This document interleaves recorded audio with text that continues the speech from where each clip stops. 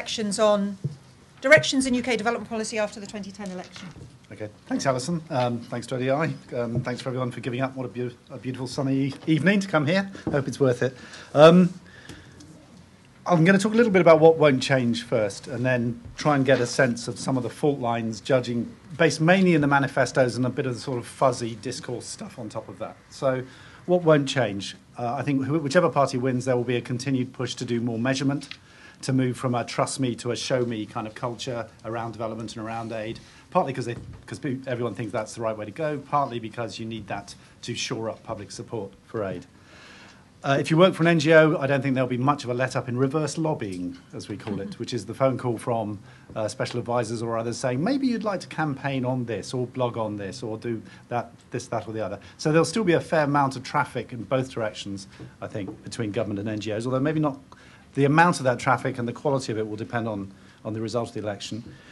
0.7% by 2013 to be passed in law is in all the manifestos, and the Tories actually went one step further and said they'll do it in the first term, first parliamentary session.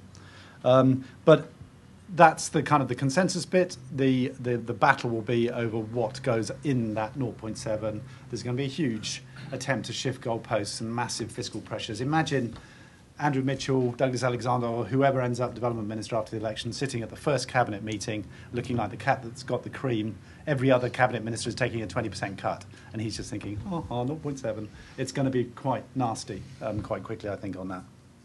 They've all agreed to have DFID as a separate department, and the MDGs are sacrosanct and untouchable for all. Now, that's an extraordinary level of consensus compared to almost any other European country.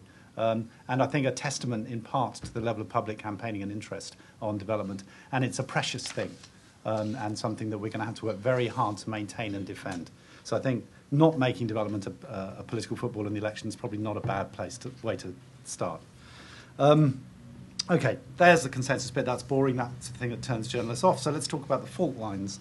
I think there's going to be a lot of movement on things like national security. There's going to be many more arguments in terms of national interest, that we do aid for national interest, a bit of a kind of back to the old days kind of tone to some of that.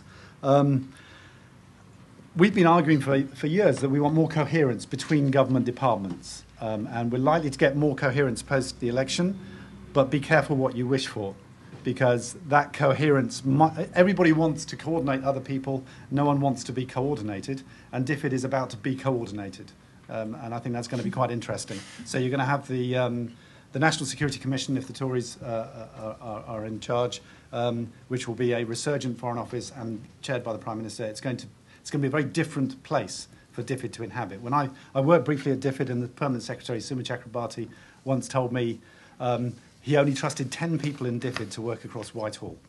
I hope that number's gone up, because there's going to be a lot of across Whitehall working required. Geopolitics. If you read the Tory manifesto, it keeps saying, it uses the phrase beyond Europe. So it's talking a lot about the Commonwealth, a lot about the US, a lot about India. So you've got a sort of Europe versus beyond Europe tone. If Nick Clegg ends up as development minister, you know, the balloons will go up in Brussels. He actually knows how Brussels works. He's worked there, you know, fantastic from Brussels' point of view. But it's not clear from the manifestos who's going to say what on the G20. So there's a kind of Commonwealth US sort of tone to the Tory manifesto, an EU tone to Labour and the Lib Dems, and a bit unclear to me at least about where they are on the G20. I think there'll be a return to a bit of fairly clear states versus markets, sort of in tone at least. So you're going to have, you know, the Labour manifesto says no user fees in health and education. Tory manifesto says guaranteed access, but agnostic on how things are provided and whether they're provided at cost. It wants guaranteed access, but you may have to pay. So there's going to be a difference in tone on that. Financial regulation. The Labour manifesto is much stronger on responsibility to protect, the sort of role of states in protection of civilians and fragile states. Who has access to the government? I think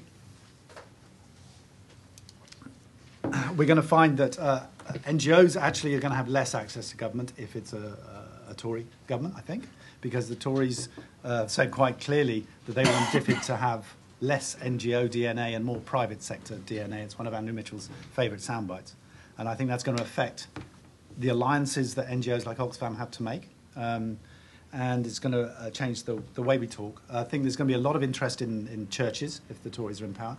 The front bench are all public churchgoers, and so that rise in interest in the role of faiths in development could go up another notch.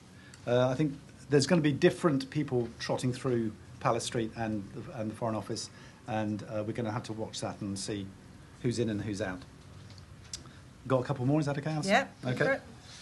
The role of NGOs, this is a bit self-regarding, but I think it's quite interesting. I think Labour like NGOs as cheerleaders. They want NGOs to go out and stump for trade. They want them to stump for common agricultural policy reform, stump for aid. And so a lot of the reverse lobbying we get is on that. Can you actually do campaigning on this? I think the Tory predisposition is to see NGOs as service deliverers. Right? So I think there's going to be lots of money if NGOs want to actually do health and education rather than just talk about it. That's going to pose some really interesting challenges within the NGOs between the people who are raising the money and the people who are a bit worried about parallel provision and fragmentation of health and education services and a lot of the things that come with NGO provision of essential services. So there's going to be some tensions there, I think. The Tories are going to push much more for transparency and effectiveness, two things which are very hard to argue against, and there'll be a lot on that. I think the role of NGOs as advocates is going to be equally unwelcome under either party.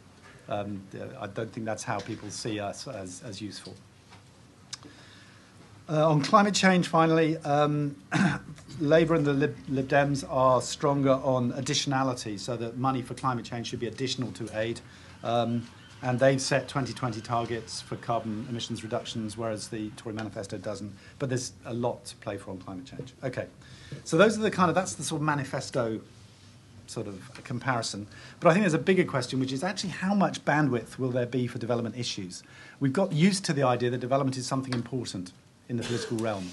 It's got a department. It's something that the government's very proud of. It talks about it a lot. It has big, high-profile meetings. It gets very excited about Glen Eagles or Copenhagen and puts a lot of political capital into that. That isn't a given. And it may well be that actually the problem on development is not bad policy, but being ignored, depending on who wins the election. So I think that things may change. And final comment, I think when development activists, if that's what we are, think about these things, we tend to think they're going to change, but we are going to stay the same. And I think the nature of work on development after the election will change, and that's bound to change who we are, who we work with, how we think, the kind of language we use. And if we get stuck in that idea that we're not going to change, we're just working with different people, then we're going to be much less effective than if we actually accept that we're going to evolve as well. Thank you. Great. Thank you very much, Duncan. So